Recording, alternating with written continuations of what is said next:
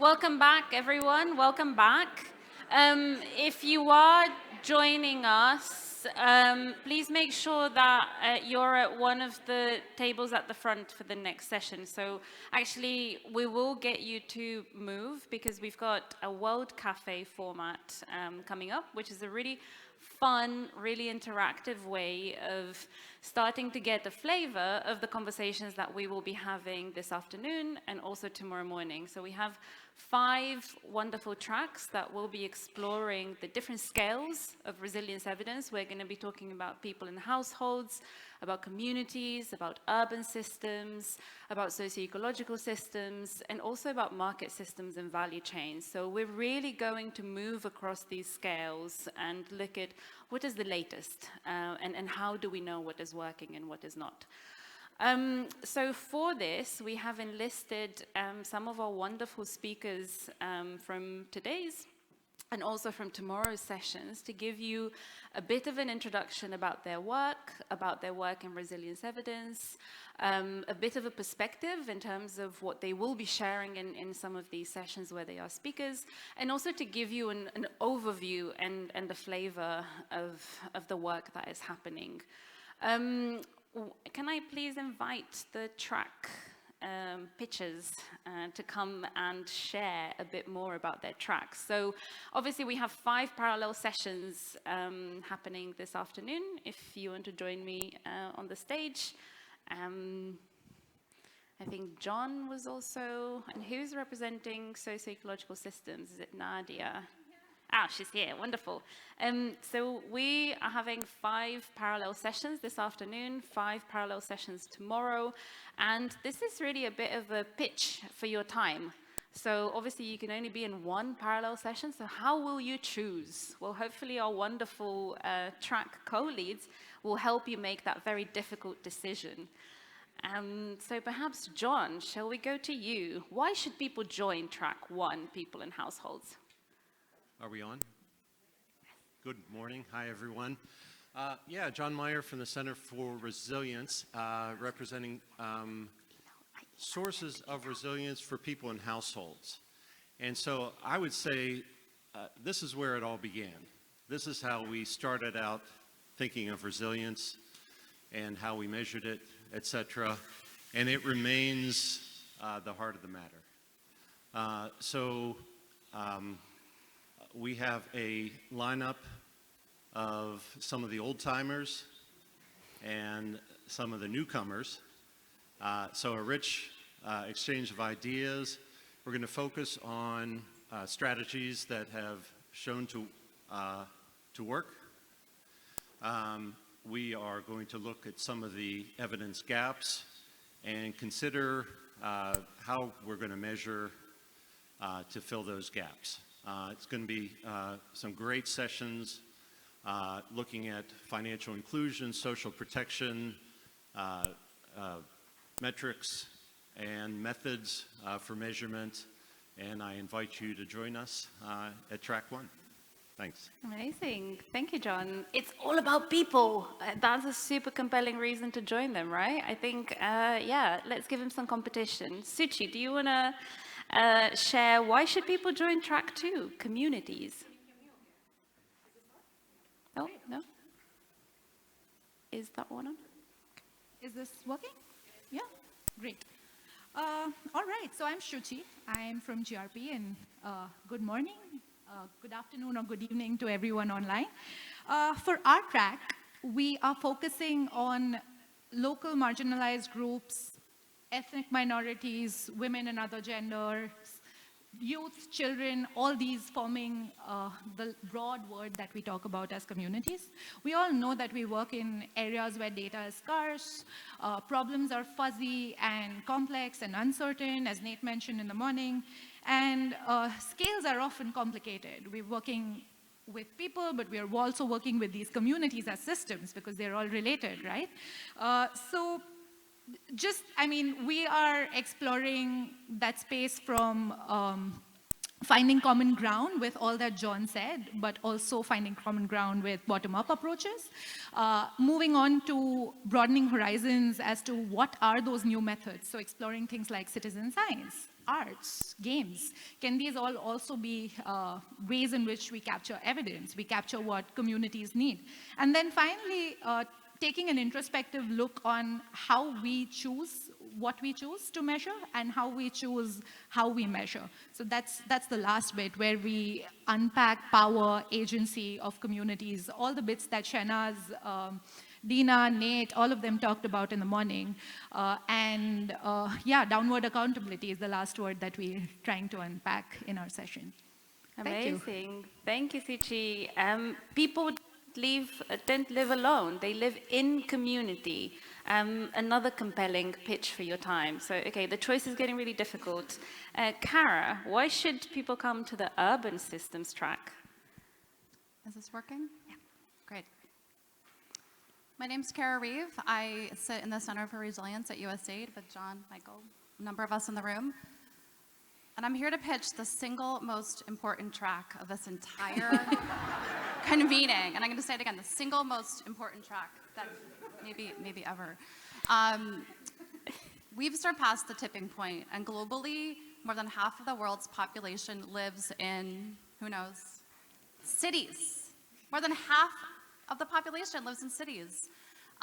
People move to cities for a whole host of reasons that are often interconnected: climate impacts, economic shocks and stresses, conflict, governance challenges, all these things. People are on the move and they're moving to cities.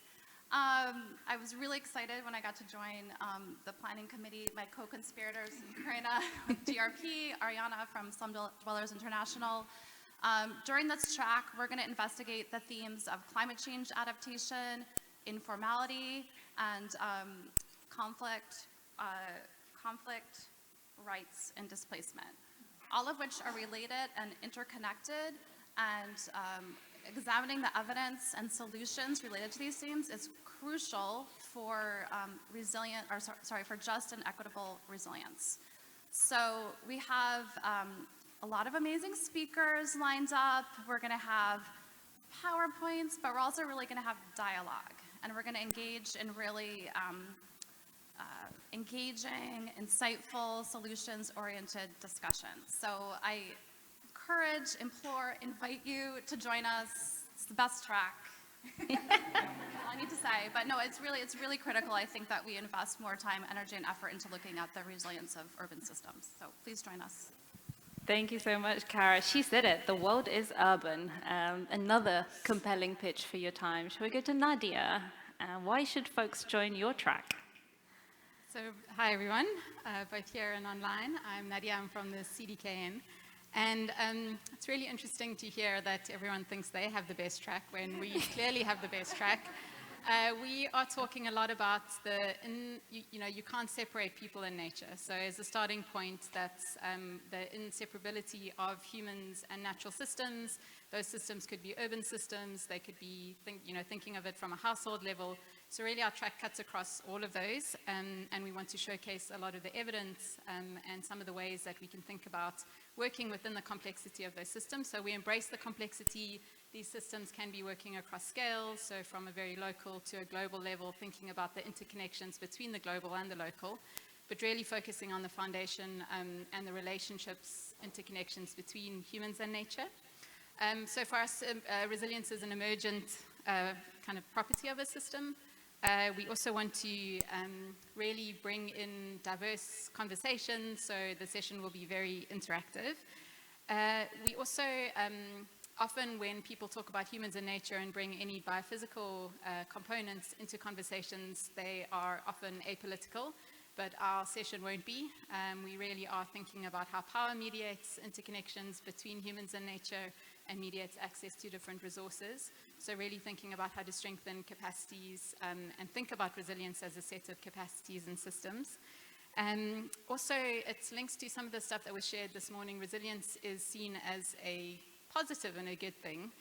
But also understanding resilience helps us understand what some of those really powerful systems are that are blocking change. So how can we also think about what needs to change, and how can we work towards these pathways, and there are multiple pathways to get to these just and sustainable systems and futures, and just, you know, the food that we eat, the beautiful views that we have, the way that we relate to each other are all connected to nature.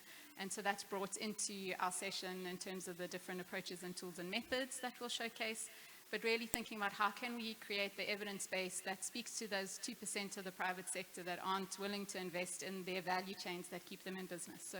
So really cutting across literally all of the conversations that we're going to have today. And if that wasn't enough, we also have a graphic harvester.